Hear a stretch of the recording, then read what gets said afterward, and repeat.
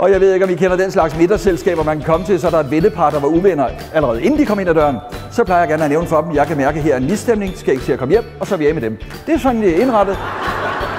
Ja, hvorfor vil jeg lave det her kurs, gå glad hjem fra arbejde, når du kom? Det er jo for at motivere.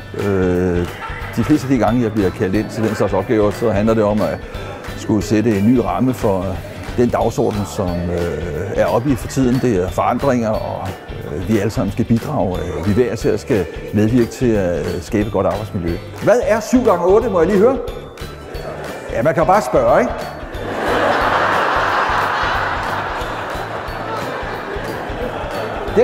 Det har jeg fundet ud af.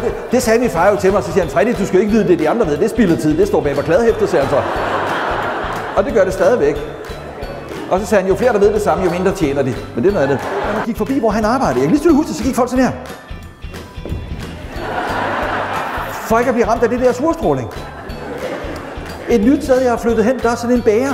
Der står sådan en bagerjomfru. Det kan jeg godt se, det er hun ikke. Men hun er en mokke, så jeg tror, det er løgn. Hun står virkelig inde i bageren, og hun kan noget, de også kan nede på motorkontoret. Det hedder forebyggende surstråling. Bare man kommer ind ad døren. Og jeg har det sådan, når jeg skal hen og handle hos den bager, så skal man trække sig et nummer.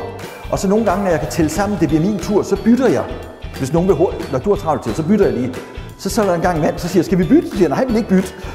Så kom vi til at snakke om hende der. Så blev vi så enige om, at det var mig, der skulle sige det til bagermesteren. Så en dag, så gik jeg om bagved, så gik jeg ind og sagde det til bagermesteren. Så siger jeg, er du klar over, der står sådan en derude? Og så siger han, jeg ved det godt, det er min kone, siger han så. Ja, det oplæg, vi har haft af Freddy, det gav os simpelthen noget på, hvor vigtigt det er det her med at have sit engagement og sin arbejdsglæde intakt. Og vi brugte det til en masse nøglepersoner i vores kommunes udvikling, som bare skal lægge surstrålen fra sig og se at komme op på hesten. Nej, siger spillet, det bryder man bare ved at fremsætte sine behov. Det er ganske simpelt. Så næste gang hun spurgte, hvad skal vi have spise, så sagde jeg skal have kylling. Så var det spil slut. Der er selvfølgelig grænser for, hvordan man kan behovsfremsætte. Det skal man kun gøre, når man er med i spilsystemer. Ellers så lyder det mærkeligt. Er I med på det? Forestil jer, at jeg kommer hjem herfra og siger, nå Dorte, nu skal jeg have sex, vil du være med? Ikke? Det har simpelthen været et af de sjoveste foredrag, jeg nogensinde har været til. Nu er jeg selv stor tilhænger af, at man bruger humor så meget.